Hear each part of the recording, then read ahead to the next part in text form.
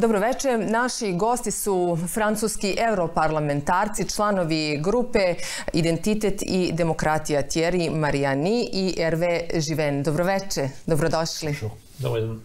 Evo, u Republici Srpskoj, u Banja Luci ste povodom 30 godina Republike Srpske. Za početak, kako se ovdje osjećate? Écoutez, on se sent comme chez des amis. Et puis surtout, on est très heureux d'être ici parce que c'est vrai que la République serbe est en ce moment, au niveau européen, l'objet de beaucoup d'actualités, j'ai presque envie de dire beaucoup d'accusations. Et quand on est parlementaire, je pense que la mission, c'est aussi de venir sur place pour voir exactement la réalité, ce que pensent les gens, ce que vivent les gens. Et donc, avec notre délégation, cette invitation à l'occasion du 30e anniversaire, c'est avant tout aussi l'occasion, j'ai presque envie de vous dire, de faire notre travail de parlementaire, à savoir de voir quelle est la réalité chez vous. Et d'autre part, c'est aussi pour nous l'occasion d'échanger, de partager un message d'amitié, parce que notre groupe est attaché à la défense des identités nationales, à la défense de la démocratie, et je pense que nous partageons les mêmes choix et justement les mêmes préoccupations avec ces deux valeurs, la nation, l'identité et la démocratie. Imali ste priliku da razgovarate sa našim zvaničnicima. Koliko inače često pratite ono što se dešava u Bosni i Hercegovini? D'abord, nous nous sentons bien en Bosnie-Herzégovine. Notre groupe s'appelle Démocratie et Identité.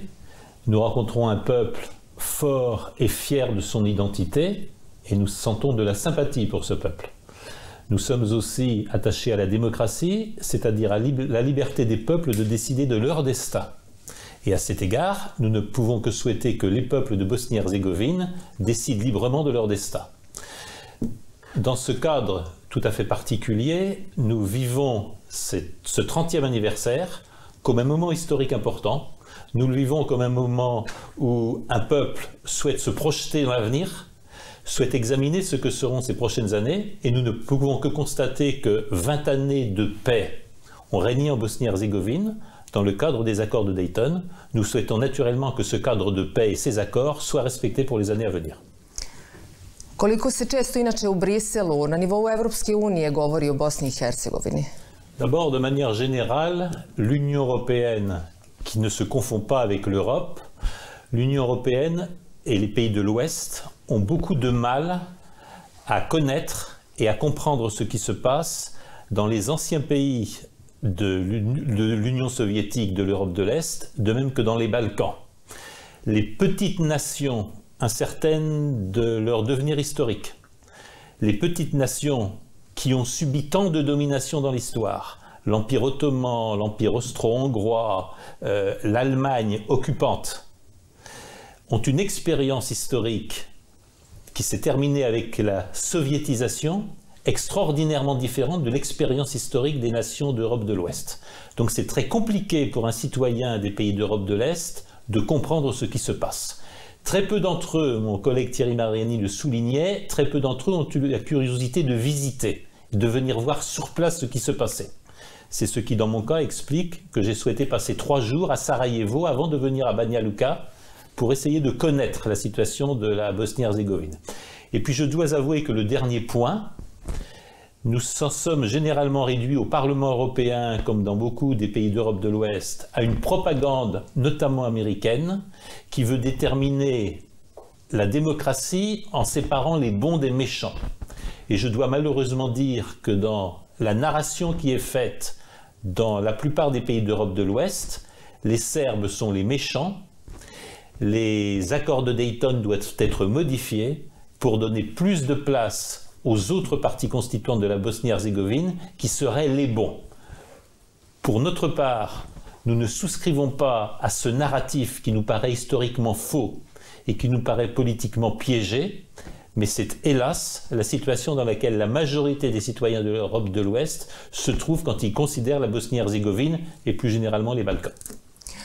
Au Parlement européen, il faut bien que vous compreniez que tous ceux qui défendent l'idée de la nation, l'idée de la défense de l'identité, sont immédiatement diabolisés, quel que soit le pays. Et bien sûr, vous êtes diabolisés en ce moment. comme le disait mon collègue Hervé Juvin, ceux qui ne veulent pas se rentrer dans le moule mondialiste ou pour défendre et reprendre le modèle auquel sont attachés un certain nombre de nos collègues, à savoir une Europe sans identité, une Europe qui serait finalement, j'allais dire, le suivi des États-Unis dans toutes circonstances, eh bien tout cela sont immédiatement montrés du doigt. Donc c'est vrai qu'au Parlement européen, aujourd'hui, la position de votre République est complètement déformée. Et c'est pour cela que nous voulions entendre les arguments notamment de votre président, qui nous a expliqué très clairement ses préoccupations. Ces préoccupations, bien sûr, qu'on peut les comprendre. Il a réaffirmé son attachement à la défense de la paix, mais à l'application aussi des accords de Dayton.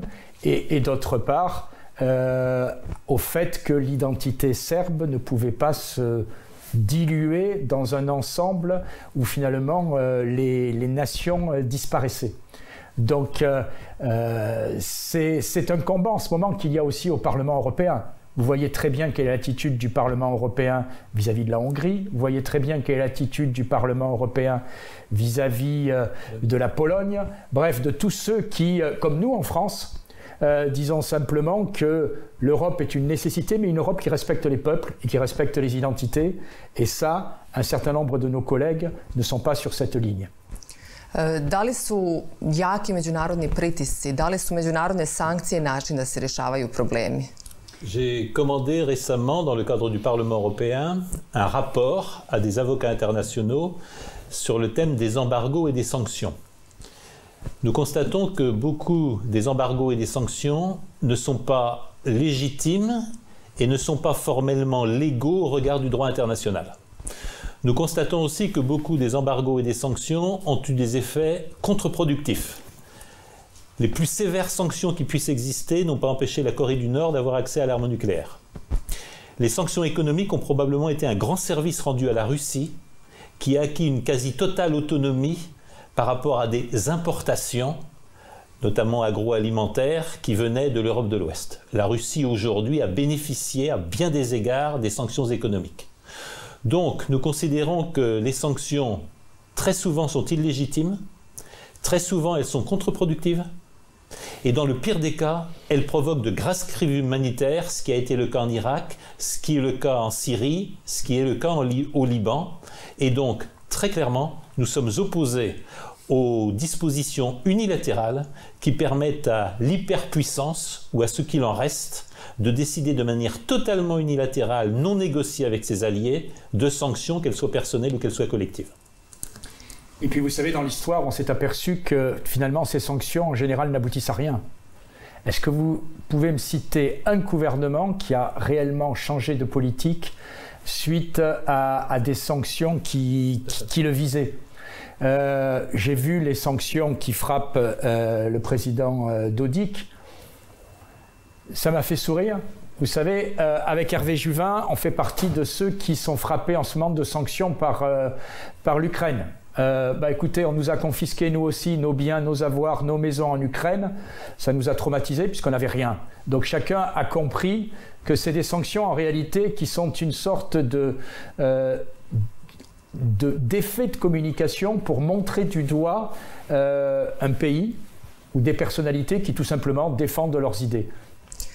Vi ste govorili o Kosovu kao rak rani Evropske unije, o generatoru krize. Da li je Evropa pala na tom ispitu? Écoutez, quand on fait le bilan depuis l'instauration du Kosovo, ce bilan est un échec. Ce bilan est un échec puisqu'on voit aujourd'hui, au-delà du rêve qu'avaient certains au niveau européen, qu'en réalité le Kosovo est une sorte de zone où tous les trafics continue à proliférer, est une zone où aujourd'hui un certain nombre de responsables politiques ont des problèmes avec la justice, mais ce qui n'empêche pas l'Europe, j'allais dire, de continuer son discours, à savoir de soutenir ce territoire comme étant une identité étatique. Ce que je constate, c'est qu'au niveau européen, un certain nombre d'États, parmi les 27, refuse de reconnaître le Kosovo, ce qui prouve bien qu'aujourd'hui, le problème reste entier. Et d'autre part, là aussi, pour le Kosovo, on ne peut pas oublier l'histoire, oublier les liens historiques avec la Serbie. Donc aujourd'hui, sincèrement, je n'ai pas l'impression que cette opération voulue de l'extérieur soit une grande réussite pour l'Europe. Evropska unija je u brojnim problemima, dešava se mnogo toga na tom planu. Kako vidite budućnost Evropske unije? Nous pensons malheureusement que l'Union européenne est en train de s'éloigner considérablement de l'Europe. J'ai été très frappé par le dernier message du patron de la télévision d'État hongroise lors de l'invasion des chars soviétiques en 1956. Il a dit quelques heures avant d'être tué par l'artillerie soviétique « Nous allons mourir pour la Hongrie et pour l'Europe ». L'Union européenne ne reconnaît pas qu'une partie des valeurs européennes et de l'identité européenne, c'est l'ancienne Yougoslavie, c'est la Pologne, c'est la Hongrie, etc., qui en sont dépositaires, au même titre et avec la même légitimité que la France, que l'Allemagne ou que les pays d'Europe de l'Ouest. Pour notre part, nous pensons que le combat que conduisent un certain nombre des pays qu'a cité mon collègue Thierry Mariani, la Pologne, la Hongrie, mais aussi la Roumanie, mais aussi la Slovénie, la Serbie, bien entendu, nous pensons que ces combats sont fondateurs d'un nouvel avenir.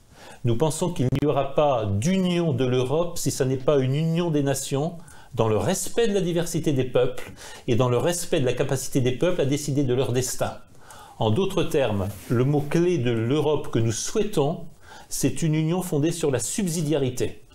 Tout ce que les citoyens de Republika Srpska peuvent décider pour eux-mêmes et gérer eux-mêmes, c'est à eux de le gérer.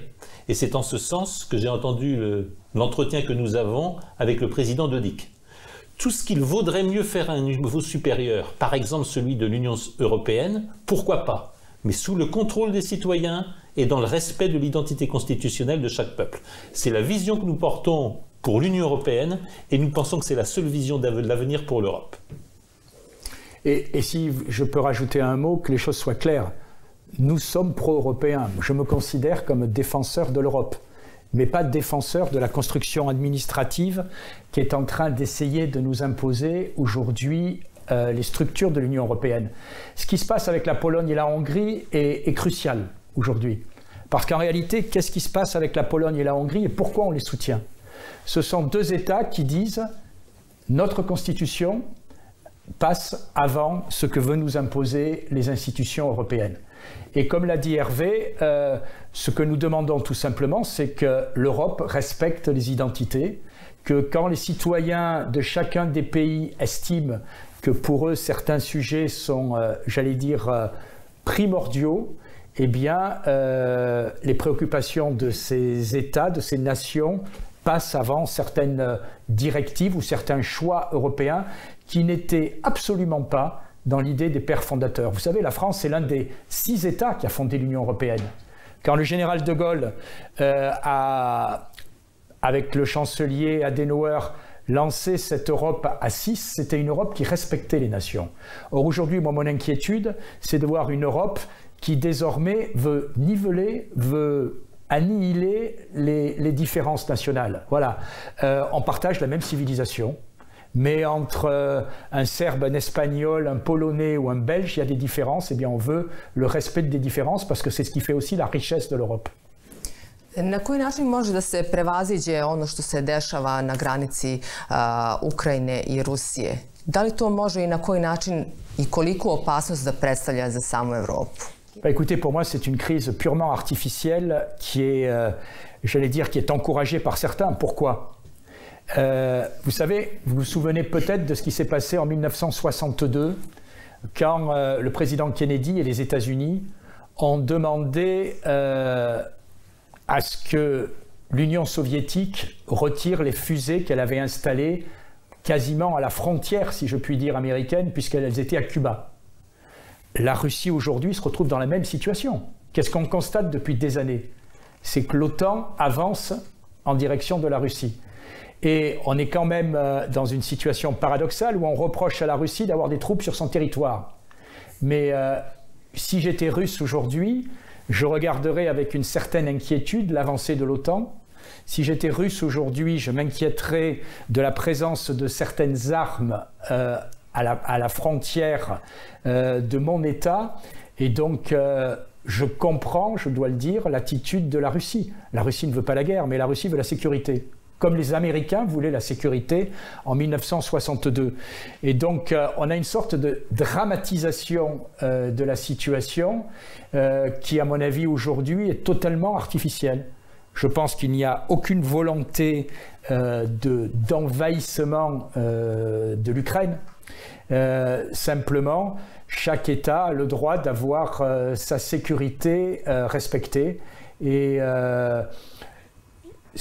cette tension artificielle sert, là aussi réfléchissons quelques secondes, cette tension artificielle sert aussi à une chose, c'est de faire en sorte que les États-Unis et certains qui souhaitent que l'Union européenne ait une politique désormais bien présente en matière de défense, eh bien, se servent de cette crise artificielle pour faire avancer leurs agendas. Kako uopšte vidite odnose Evropske unije i Rusije, ne samo Rusije, nego i Kine? Notre regard est tout à fait simple, mais notre regard est nourri par la longue histoire. Comme le disait Thierry Mariani à l'instant, essayons d'oublier les anecdotes provoquées par les uns et les autres et qui d'ailleurs servent très bien au pillage des ressources naturelles de l'Ukraine. Parce que dorénavant, nous voyons bien que nous avons une stratégie du chaos. Je considère que les États-Unis, pendant très longtemps, ont été une puissance d'ordre. Ça a été le cas sous le président Truman, ça a été le cas sous le président Kennedy. Ça a été ensuite moins le cas, et depuis une vingtaine d'années, les États-Unis sont une puissance qui sème le chaos, le désordre et la confusion partout où ils interviennent, sans aucun succès, mais en ayant détruit autour d'eux.